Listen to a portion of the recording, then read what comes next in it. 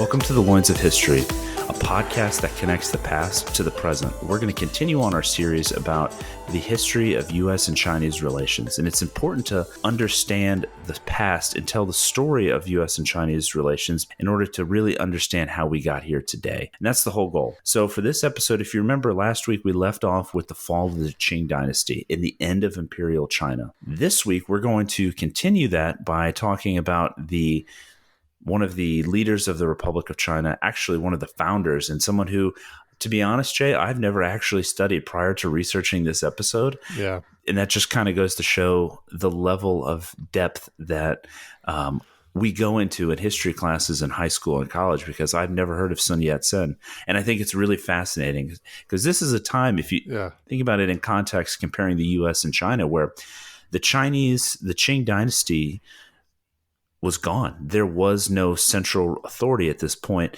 And the U.S., on the other hand, was this rising power. You know, we were only 150 years old, but if you remember the episodes about the U.S. economy that we did, we are now the largest producer in the world. We have risen to the national prominence. We have growing population. We're becoming more wealthy. Our military is growing. If you were just to look on it on like a geopolitical scoreboard, the U.S. looks like everything's going right. Obviously, there were some underlying issues, but it looks like everything's going right and we're headed in the right direction. And if you were to look at China, you would say, wow, they're off the tracks, they're off the rails. Things are going really poorly because, as we're going to see, after 1911 and the fall of the Qing Dynasty, it begins a period of heavy uncertainty. And it's really important to understand this because it's going to eventually lead to the forming of the Chinese Communist Party and eventually them taking power, and the seeds of that are sown here. So that is a long introduction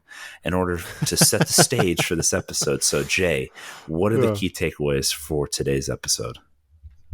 Yeah, no, thank you, Colin. So this episode, we're going to focus on Sun Yat-Sen.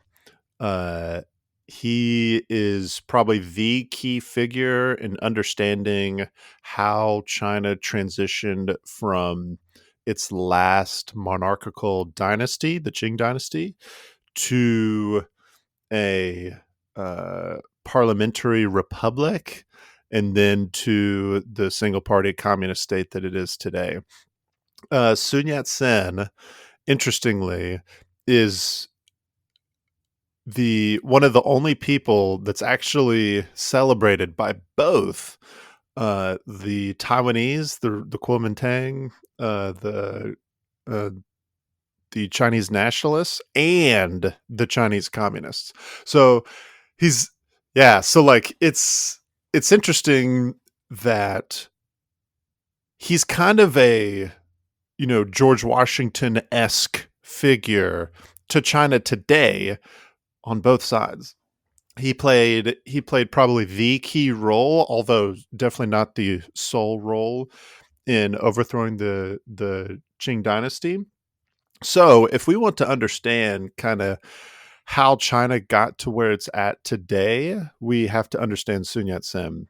And Colin, to your point, I mean, I studied history growing up, all throughout high school, college, studied history, and I don't think I ever even heard about Sun Yat-Sen.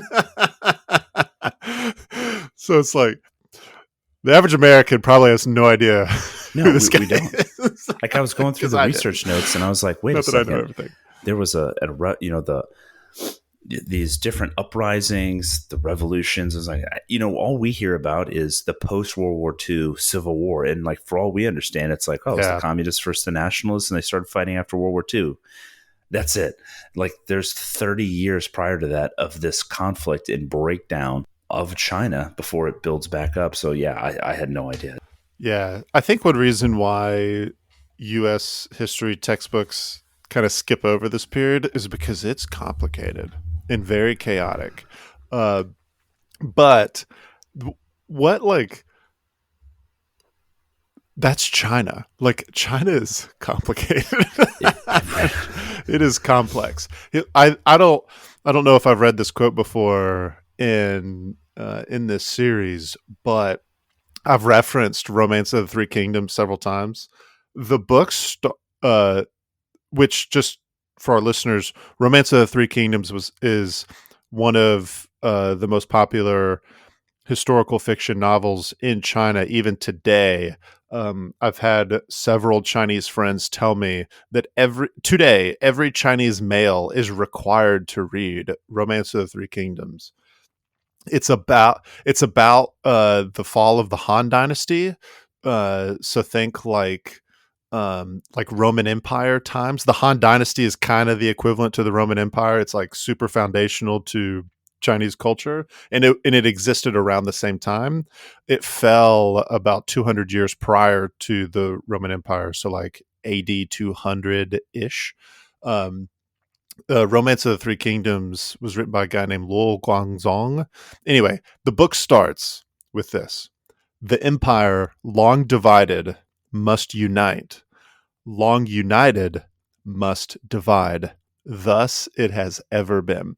And this I like this phrase in understanding China, because it's just kind of like, this is how China is. When it's been united for a long time, it has to split up. And when it's been divided a long time, it has to unite. And we in 1911, when the Qing Empire fell, that was the empire long united must divide. And it begins this period of fracture that technically today still hasn't been united from the Chinese perspective. They both the communist China and Republic of China believe that there's one China. Heck, we say that there's one China, and there's not one China right now. There's two different governments. So anyway, uh that is an introduction to kind of just understanding China and Sun Yat-sen. So with that, I'll get into the key takeaways for this episode, and we're going to have four of them. So first, Sun Yat-sen was heavily influenced by the United States, but the United States would never officially sponsor any of his revolutionary activities because the US government cared more about business interests in China than it did about political reform. At face value, that might sound like critical, but as we'll go on to explain, I actually think the US had good reasons for acting the way that it did towards Sun Yat-sen, but not to jump too far ahead. Second key takeaway. During the Wuchang Uprising, the US would be officially neutral in 1911, but once the emperor abdicated and the Qing Dynasty stepped down, and a gentleman named Yuan Shikai took over the new republic, the U.S. would declare that new republic to be the sole legitimate authority in China. And even later, as Yuan Shikai and Sun Yat-sen had a falling out, the U.S. government would still recognize Yuan's government and not Sun Yat-sen's breakaway governments. He continued the revolution even after the fact, and the U.S. would not sponsor him, even though Sun Yat-sen was a Christian. He was very Western influenced. Yuan Shikai, not the case. Number three, Sun Yat-sen and the U.S. would increasingly grow distant over time. Sun Yat-sen wouldn't die until the 1920s because the people that did sponsor him were the Soviet Union and Imperial Germany and the Japanese to a certain extent. So even though Sun Yat-sen was kind of like Americanized in a sense, he never got American sponsorship, so he went into the arms of other lovers, which were It's a great way America's to put it. competitors. Right. And we didn't like that, so we never really became a fan of Sun Yat-sen. And this is why we kind of contrast the United States and our opinion on Sun Yat-sen, because, like I said before, and key takeaway number 4 is Sun Yat-sen is celebrated, like I said before, by both the Republic of China and the Chinese Communist Party, both the Communist Chinese and the Taiwanese. The Taiwanese call him the father of the nation, and the Communist Chinese call him the forerunner of the revolution. So this kind of helps us understand the complicated relationship between the U.S. and China writ large. by understanding what we thought about Sun Yat-sen. So Jay, thanks for the takeaways. Let's start with Sun Yat-sen's life. Can you tell us about how he was raised, a little bit of his background, and I think that might add some context to why he was such a revolutionary. Yeah, absolutely. So Sun Yat-sen was born in 1866. So during the Century of Humiliation, but after the Opium War, kind of in the middle of this chaos before the Boxer Rebellion. And he was born in southern China. So he was away from northern China, which is kind of like the center of Han culture. The Manchu dynasty was in Beijing, which is in northern China. So he grew up in a super poor situation in southern China.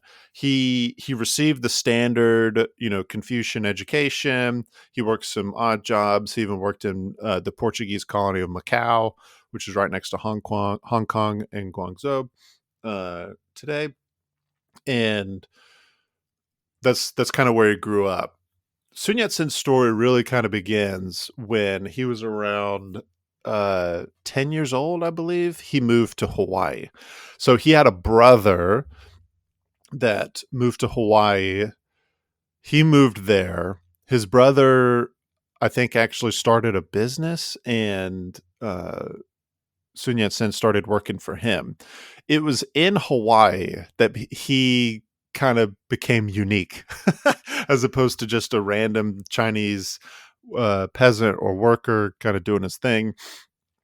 In Hawaii, he was first exposed to Christianity, and he Christianity would dominate his thinking, um, moving on into the future. There's an asterisk there.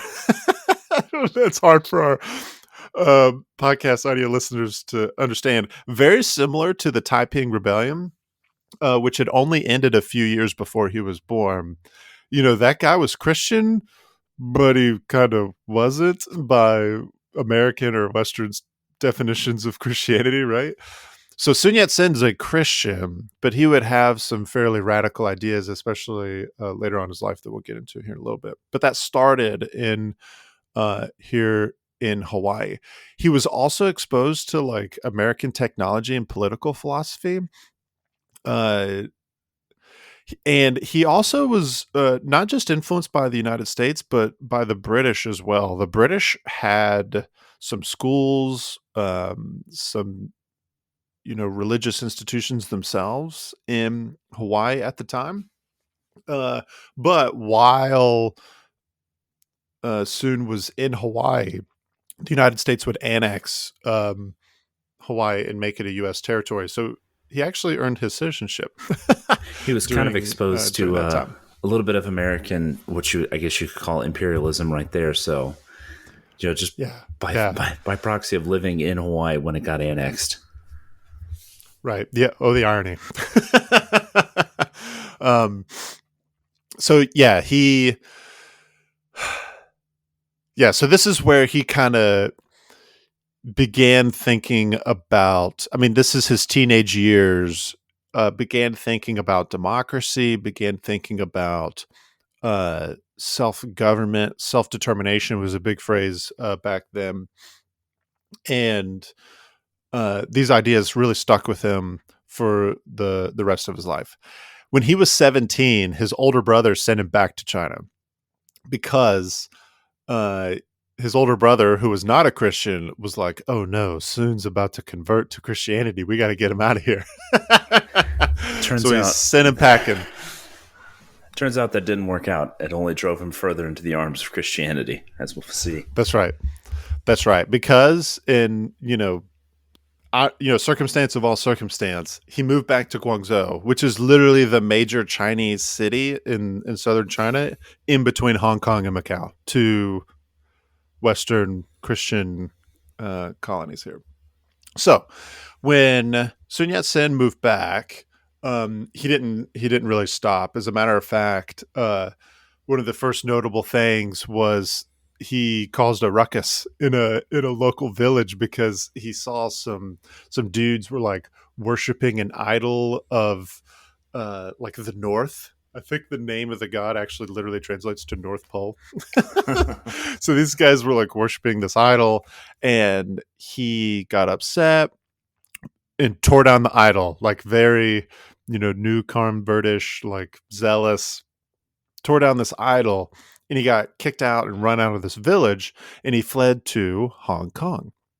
He had learned English when he was in Hawaii, so he fled to Hong Kong, started studying medicine, went to college. He had like taken a single semester of college in Hawaii, but started studying medicine, became a doctor in Hong Kong. I was going to say one quick note about that is the school he went to, the Hong Kong College of Medicine for Chinese, was actually set up, in one of the previous episodes, we talked about some of the good that the missionaries had done was setting up a lot of these schools and translating documents into Chinese. And a lot of those were medical documents, and they set up medical schools. So this was actually a school that was set up by missionaries. And that's where he actually, in the University of Hong Kong, that's actually where he met Charles Robert Hager, who is a Swiss-born American missionary, and he's the one that baptized Sun Yat-Sen and had a profound impact on his life. Hmm. He's got, Charles Hager has a pretty interesting life in and of himself, but I do want to point that out, tying this back to one of the previous episodes that we did, that these American missionaries, even after the Boxer Rebellion, still had an impact, and it was a lasting impact when setting up schools, as we'll see with Sun Yat-Sen's life. Yeah, Hawaii was the beginning of his Western influences. Hong Kong, and during this time, was really when these things started becoming solidified. The further he went from the U.S., the more Americanized he got. Interesting. Could do a whole episode probably on that. Yeah, sorry, I was just thinking it's like the biggest American imperialism today is Hollywood. Again, oh, the irony. Yeah, so his revolutionary ideas really began to solidify in Hong Kong. It was also in this time that he began forming and joining various secret societies. One of the cool things that I learned in researching this episode is that just Chinese culture is obsessed with secret societies, and they form all the time. He really did. It's funny, the Four Bandits. It seemed like he looked studying his life. He was in a different secret society. It was like a book club for him. He was just joining a new one. Yeah.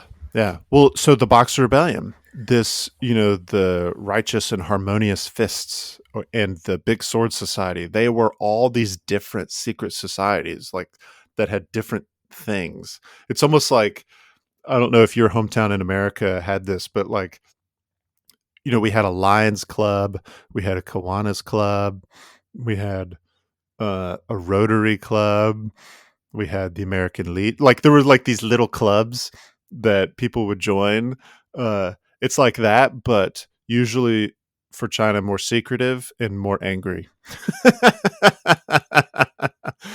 There would be like the Protect the Emperor Society and Restore the Qing Society and Overthrow the Qing Society.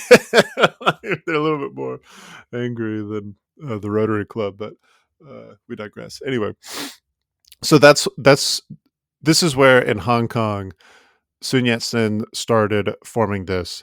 It wasn't the first society that he joined, but kind of the biggest one at this time was called the Revive China Society. And it would be kind of like the main outlet for Sun's revolutionary activities up until he formed a society called the United League. That would be the main thing during the 1911 uprising. But the Revive China Society had several dozen members, and it would kind of serve as the foundation for future revolutionary stuff. It was in this, as a part of the Revive China Society, that they launched their first revolution, kind of similar to Adolf Hitler and the Nazis and the beer hall putsch. They, in their fervor and excitement, they tried too soon, too early, and it wasn't planned very well enough. This was called the first Guangzhou uprising. So, they're right there. And it did not work out. Like, it didn't even have a chance. It did. It was a complete and utter failure. Um, Several, like, dozen members of the Revived China Society were arrested, and um, and were executed. Which, oh, by the way, the kind of like the Roman equivalent to the or the Chinese equivalent to the Roman crucifixion at this time, was called death by 1,000 cuts. And it was incredibly painful, where they would literally, like, that was the method of execution, where they would literally cut you 1,000 times until you died. Um, and it would not be like, you would basically just get sliced up until you were dead. Um, Not a fun way uh, to die. So No. Oof. all these people are risking death by 1,000 cuts. So death by 1,000 cuts is called Ling Chi. And this is just a quick Wikipedia. In this form of execution, a knife was used to methodically remove portions of the body over an extended period of time, eventually resulting in death. um, That doesn't sound yes. pleasant. So it's not. So if you were trying to go ahead. go ahead. Oh, okay. I was going to say it's not surprising that if you remember last week we talked about the Wu Chang uprising, where he was in the United States trying to gather support. Probably in the back of his mind, he's like, you know what? This thing has a good chance of going south, and Yeah. so I kind of want to be away from here to quote unquote raise support. Yeah, and keep all his limbs intact. So yeah, the first Guangzhou uprising, complete and utter failure. Some dudes were subjected to Ling Chu, death by 1,000 cuts, and but Sun Yat-sen was able to flee, and he fled to London. I'm assuming he was able to get to Hong Kong, and from Hong Kong eventually made his way to the UK. And he was in London trying to raise support when the Qing government, the Qing embassy, sent some dudes to actually kidnap him.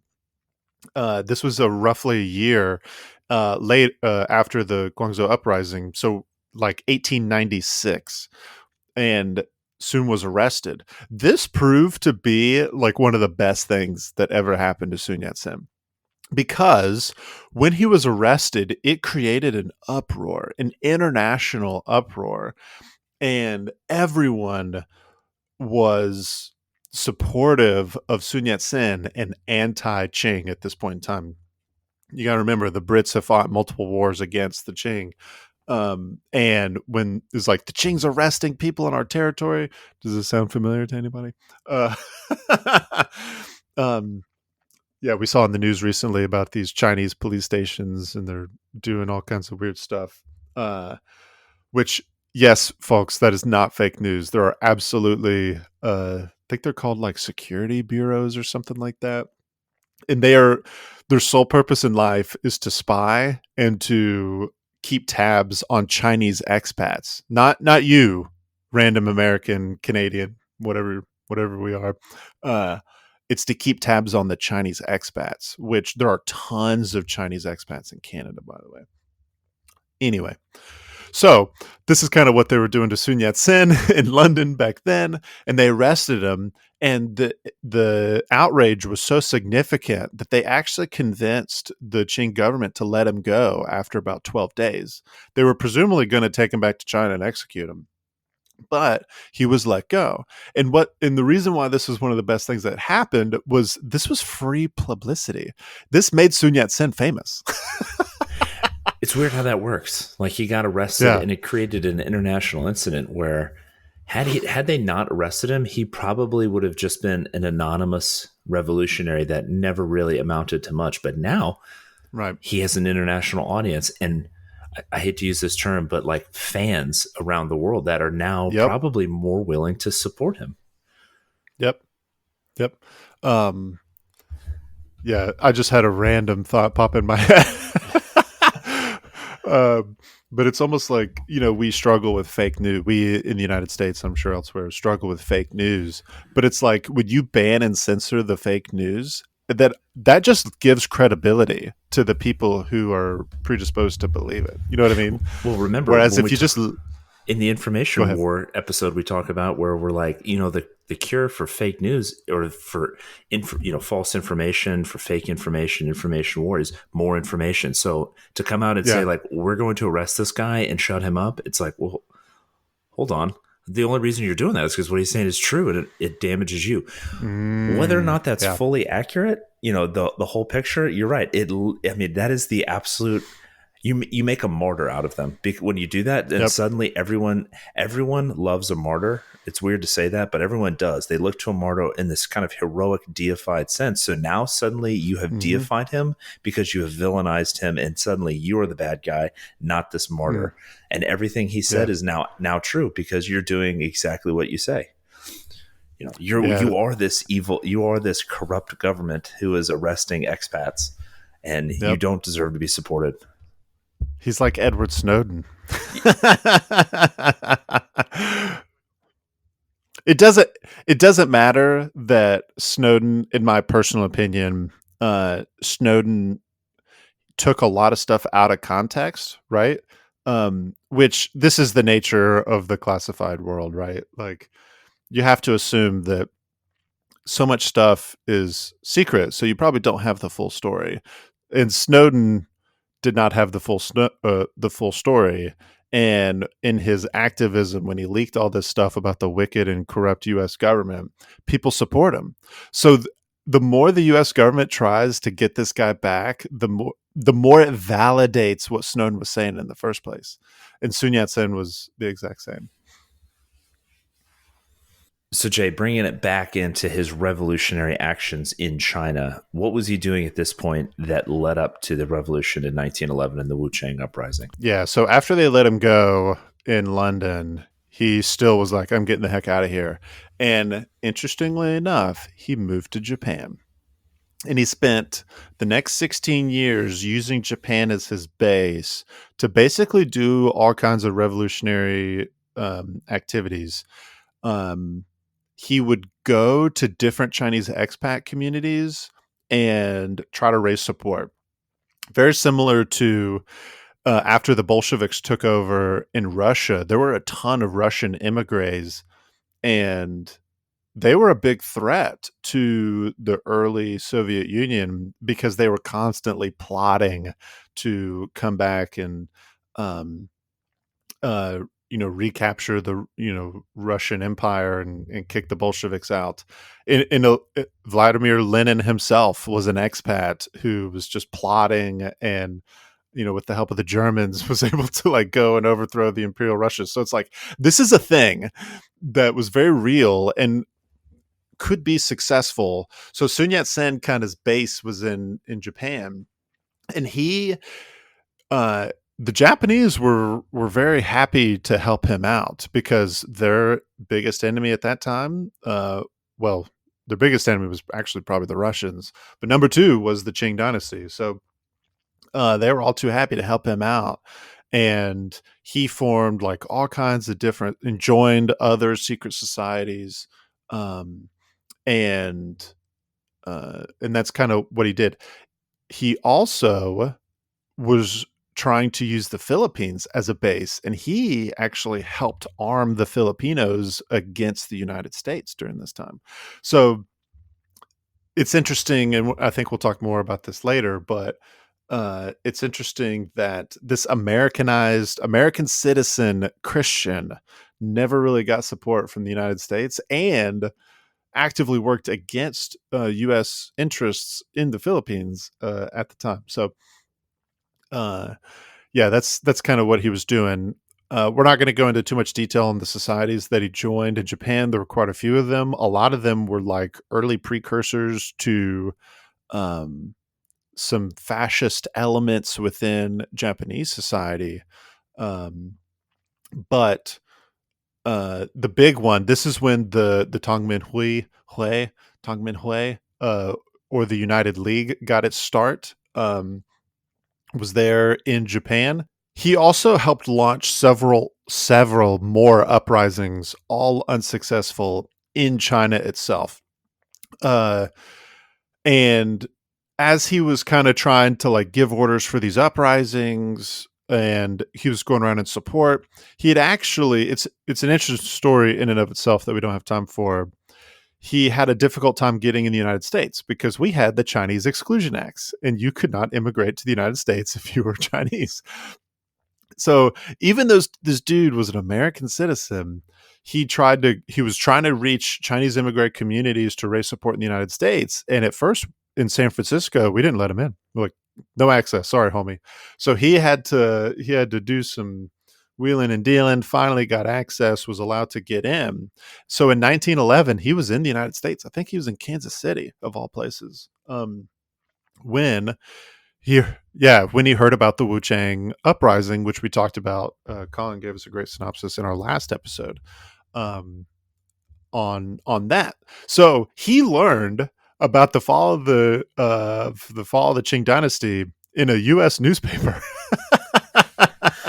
I really think there was And an element that he was like, I don't think this is going to go well. We're going to plan it. We're probably. going to set it off. And he's like, I'm going to go get support. Hey guys, I'm going to go get the money.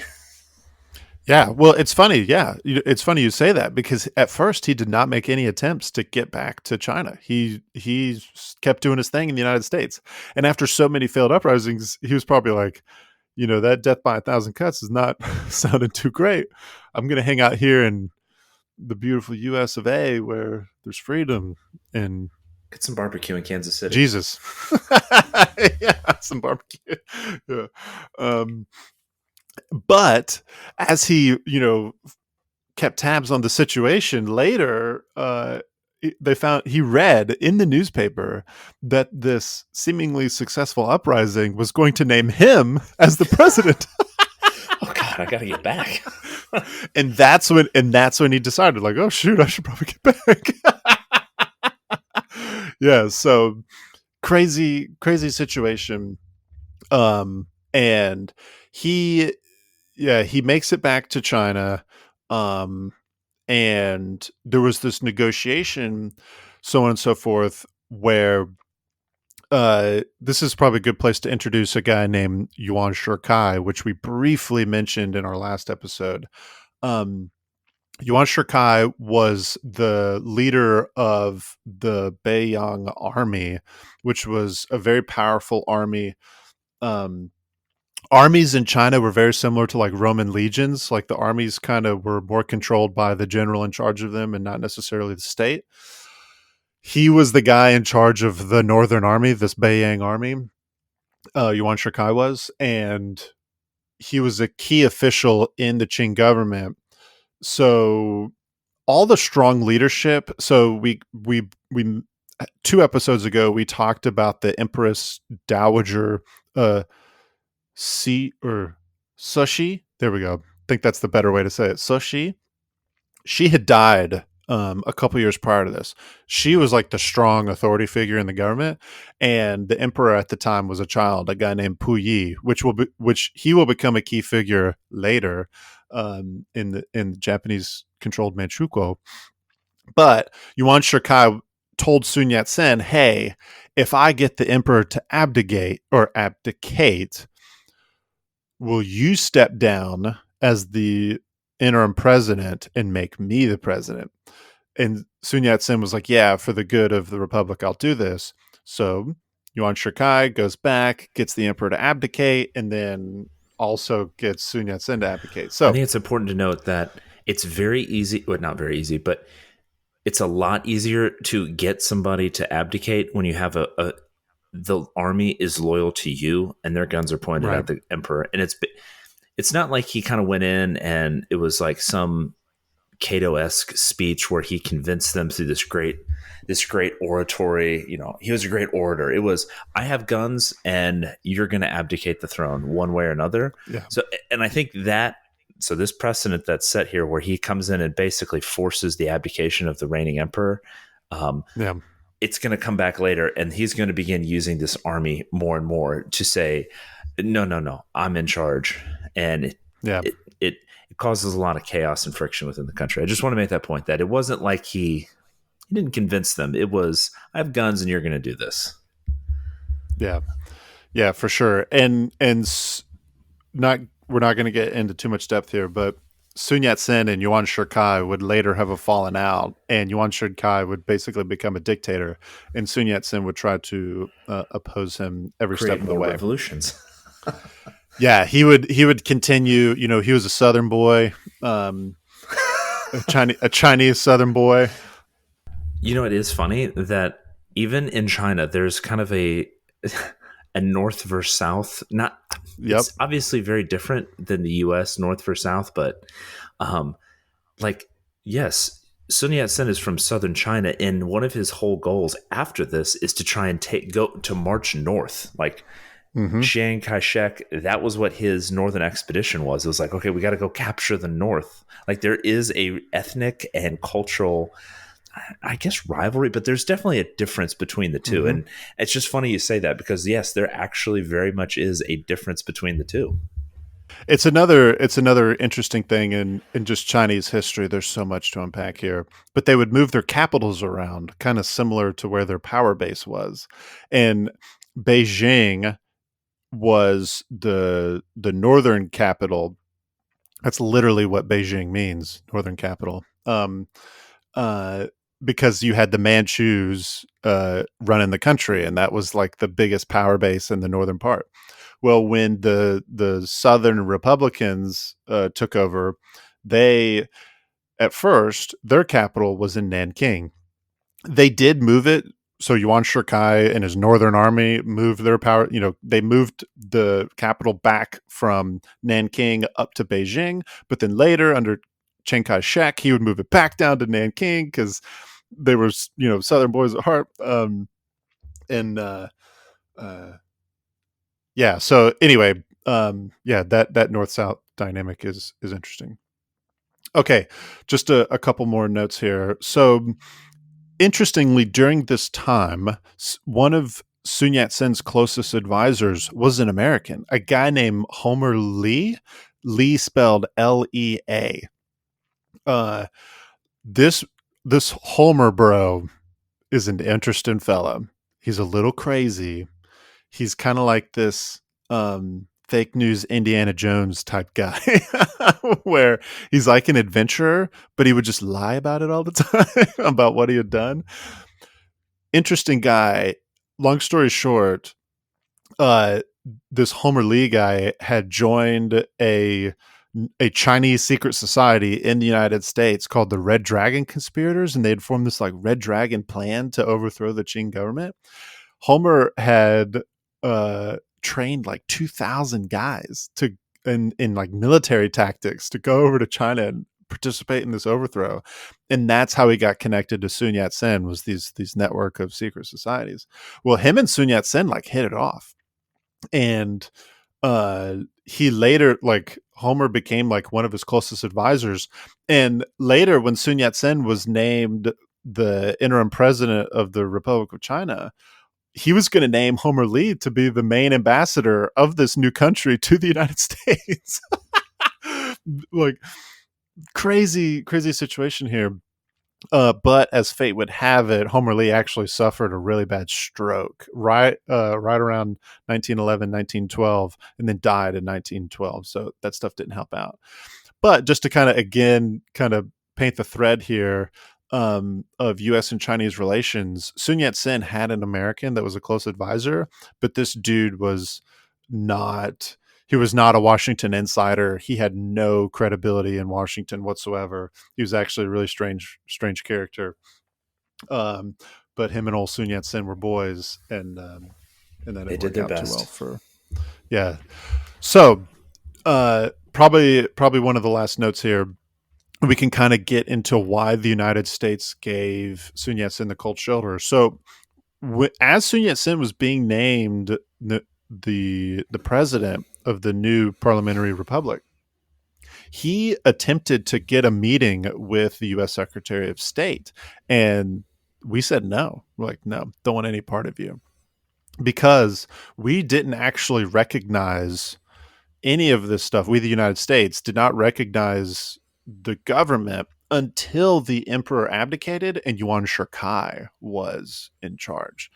So, Yeah, I think it's important to note there when it comes to like recognizing a country, like that is a big, like, I think people now kind of underestimate the significance of that. Like if we recognize a country, we are validating its legitimacy as a country and as a right. nation. And we're basically by doing that saying like we support you as a nation. So just because this uprising occurred and now you seem to be like you're going to be empowered, like we're not going to just all of a sudden, unless we have a hand in it, and we're the ones that caused it, we're probably not going to proclaim you a legitimate government and recognize you until the dust settles and we kind of know for sure which way this thing is going. So Jay, and yeah, it's kind of interesting if you look at this, why the U.S. gave him a cold shoulder. So because like the whole purpose of this series is to talk like U.S. and Chinese relations, and we know the U.S. had been involved militarily, especially in the Boxer Rebellion, by sending the U.S. Marines and other troops to support. But we kind of shifted into what was called dollar diplomacy, and that was essentially utilizing our financial strength as a first, quote unquote, first strike, or that was really our heavy leverage when it came to diplomacy. It was backed by the military.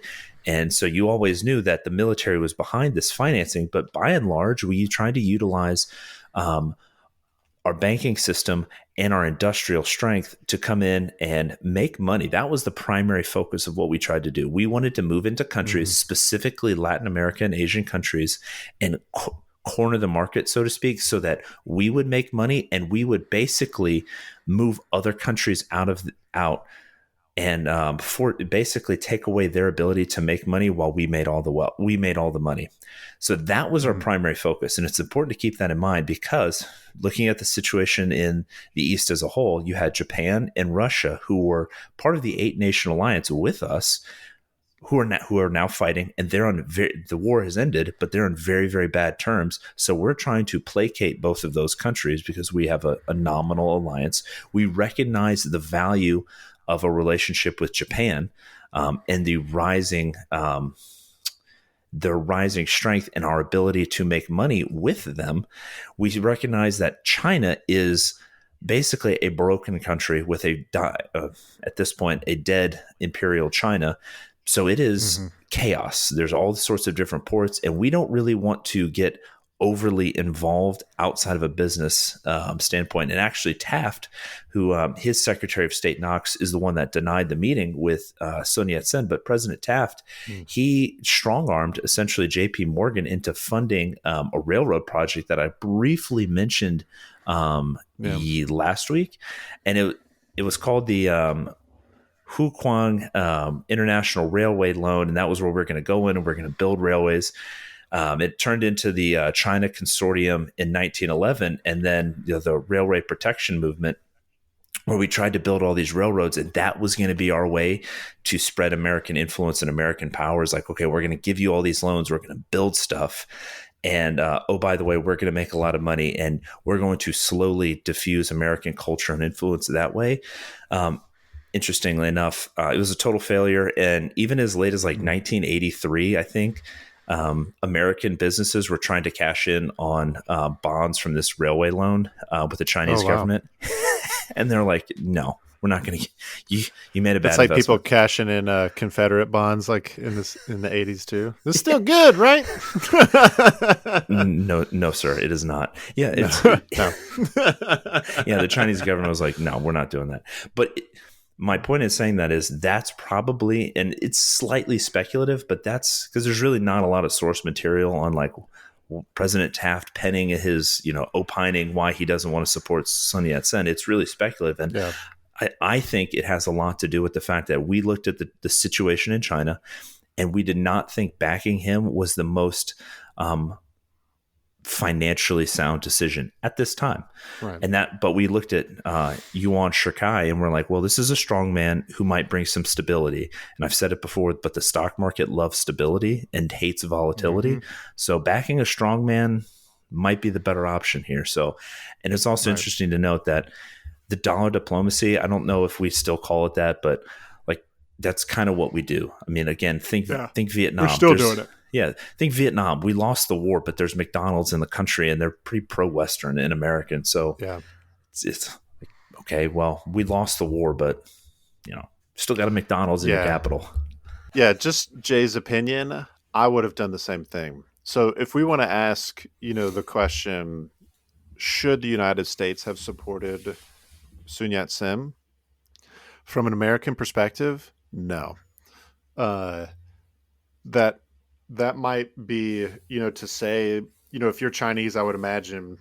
I don't think we have any listeners in China and Taiwan, unless they're using a VPN, uh, and we wouldn't be able to tell. But anyway, um, like from an American standpoint, it didn't make any sense at the time, uh, because yeah, you don't know. We didn't know who this person was.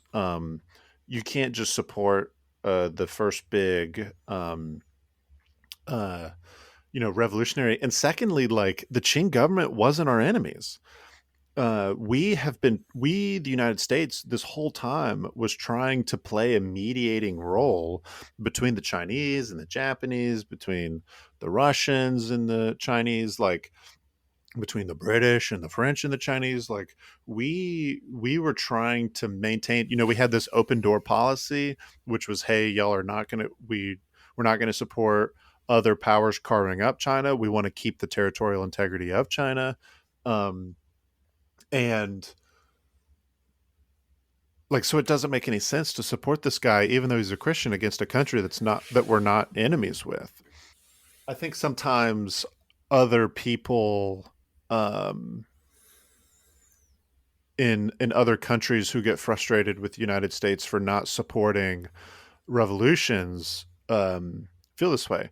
I So I might contradict myself here in a second. I was literally having a conversation with some Iranians the other day about why the U.S. government isn't doing more to support what's the protests that's going on in Iran right now.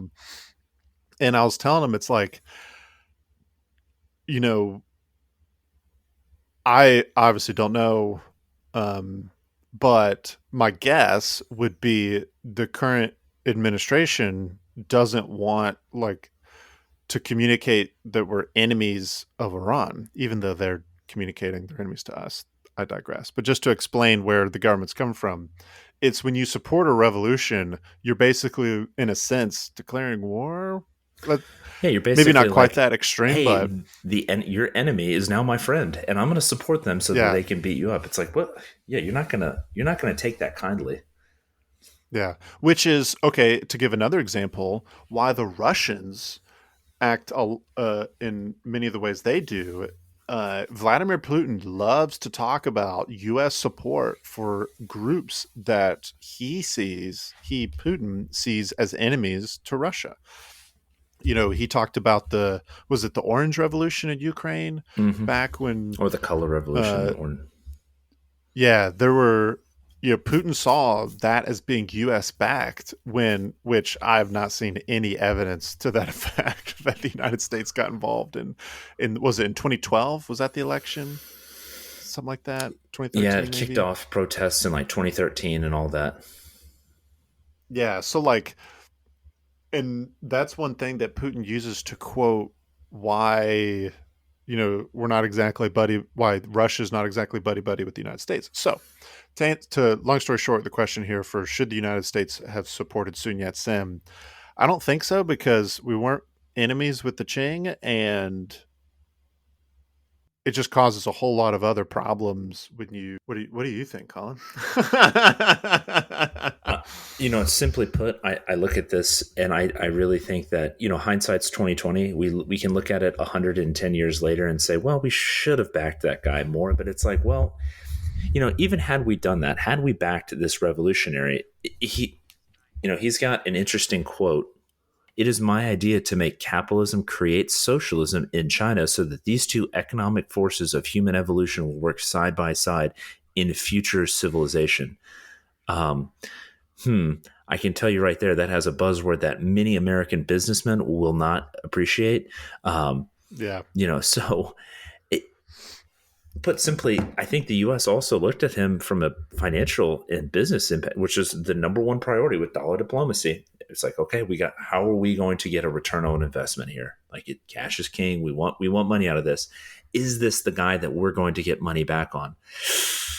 I think that you're right, that the U.S. was still taking a cautious approach to see where the dust settles. They could still exploit the Qing and make money, even if it didn't go away. And then Yuan Shikai was somebody that was like, well, it's stability. We can work with this guy. He's a strong man, but we've worked with strong men before. So I Right. think hindsight's 2020. It's very easy to be very critical of not supporting him. I personally, now looking back, I think we should have. It would have, if had we supported him then, we might have been able to unify the Republic of China and consolidate and Mm. strengthen it in this. You think about, let's look at the American Revolution. Right after we defeated the British at Yorktown, people forget that those years right after the revolution were a very tumultuous time. Like, we didn't have, Hmm. the Hmm. Constitution didn't exist quite yet. We had the Yeah. Articles of Confederation. There were several rebellions that occurred in those years.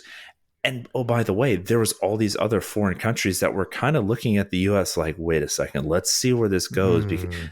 Mm. like, the French definitely didn't like the British, but the French still could have come back and had said, actually, we want to take you over. The British could have come back and said, we lost at Yorktown, but they come back in the War of 1812. So it's a very, Spanish, yeah. the Spanish, yeah, it's a very dangerous time for a young republic. And had we backed the Chinese then, maybe they would have been able to get up on their feet, and we could have avoided another, this current situation that we're in, and we might have been dealing with a much friendlier China. But again, it's easy to say that now with all the information we have looking back. That was a very long That's diatribe. no, that's good, and that's a fascinating thought experiment. If the United States would have supported and gotten more involved, would we have a united democratic Republic of China right now, as opposed to the communist Chinese taking over? I don't know. It's impossible to say because there's so many variables. Maybe it would have happened. Who knows? The U.S. was able to get on its feet, so to speak, and defend itself. And had they, we did that. We had some foreign assistance and some luck, but No. maybe we could have done it anyway. Yeah, I tend to think that the United States trying to politically influence China is like trying to extinguish the sun with a squirt gun. It's like we're dealing with a society that is complex, humongous, many times the size of ours. Their history is way longer than ours. The depth that is there is just frankly um, more deep uh, Deeper. than the United States. Like we, in researching for this series, I've read people that have Americans that have lived in China, and nearly all of them are like, the more I live in China, the less I understand it. So it's like, for us to say like we would have been able to successfully manipulate a political situation to prevent the communists from taking over with Mao, like we could have tried, but it probably would have been super And unlikely. that's another thought experiment to take a look. And maybe Taft and Pat Taft and later Wilson were just kind of like, you know what, like this is an untenable situation. Like, we can't just get involved outside of maybe trying to finance a few things and trying to make some money. Like, we can't it's unwinnable. That, like we mentioned, after the Boxer Rebellion, all the Western powers are like, woof, we can't do this. So Yeah, anyway, yeah. And the US's policy was actually to not get involved. We were trying to militarily keep that is. everybody else involved. Yeah, so just to kind of summarize what we've talked about is we really tried to focus on Sun Yat-sen, his life and his role in overthrowing the Qing government, but really kind of talk about his relationship with the United States and how the United States, or why the United States didn't support him at the time, even though he was an American citizen and a Christian. He was Chinese, but technically a US citizen. So, yeah. And for our next episode, We're going to talk about kind of the power dynamics of the warlord era, how World War I impacted that. We're going to continue talking about old Sun Yat-sen and Yuan Shikai and the dynamics between the two of them, and bringing it really through World War I, probably up until World War II. We'll introduce Chiang Kai-shek and go from there. So looking forward to it. Jay, thanks for that. It was a great episode. Like I said in the beginning, super informative about a person that I had actually never studied before. And I'm sure that most of our Western listeners probably never have either. And we're getting into a point again where we just don't study that much of this part of Chinese and Asian history, especially as it relates to the U.S. and how we got here now. And that's the whole goal. So really excited to continue this series. I'm learning a lot. I hope you are too. And if you aren't and you're enjoying the podcast, please give us a rating on whether it's Podcast Addict, Apple Podcast, or Spotify. We do appreciate it. It helps the algorithm. As a matter of fact, looking through some old Podcast Addict reviews, some Indigo Negative left a pretty solid review and basically summarized exactly what we're trying to do. So we do appreciate that one. So thank you if you're still listening for that review. We do appreciate it. If you want to follow us on social media, Jay and I are fairly active on social media, whether it's Facebook, Instagram, or Twitter at the Loins of History. You can find us.